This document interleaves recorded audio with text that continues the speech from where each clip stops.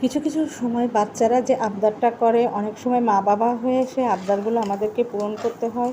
তো এখন রাত 9টা বাজে, আমার ছোট ছেলেটা বলছে আম্মু একটু পোলাও খাবো, পোলাও খাবো, পোলাও রান্না করো। তো দুপুরবেলা লাস্টের দিকে বলেছে, আমি বলছি আচ্ছা ঠিক আছে রাত্রে করে দিব। চিন্তা করলাম রাত্রে তাহলে আমি, এতবার বলছে ছেলেটা, যেহেতু মাংস রান্না করাই আছে, তো দ্রুত রান্নাঘরে চলে আসলাম এবং পোলার চাল নিয়ে আমি পোলার চালগুলো ভালো করে ভেজে নিচ্ছি। ওকে তাড়াতাড়ি খেতে দিতে হবে। অন্য একটা চুলায় আমি গরম পানি বসিয়ে দিয়েছি। এই যে ভালো করে পোলার চালটা ভেজে নিলাম, নিয়ে এখন গরম পানি দিয়ে দিচ্ছি।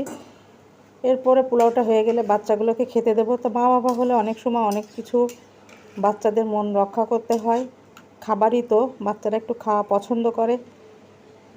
তো পোলাও রান্না করা হয়ে গেলে এরপরে আমি ওদেরকে খেতে দিব। যদিও শরীরটা খারাপ লাগছিল, মন চাইছিল না যে এখন রান্নাঘরে গিয়ে এই গরমের ভিতর আবার রান্না করি, যেহেতু আমার সব কিছু রান্না করা আছে। তারপরেও বাচ্চাদের কথা চিন্তা করে আমি প্রেসারে এই যে দ্রুত ভেজে দিয়ে দিলাম যাতে তাড়াতাড়ি হয়ে যায়। তো আমার রান্না কমপ্লিট।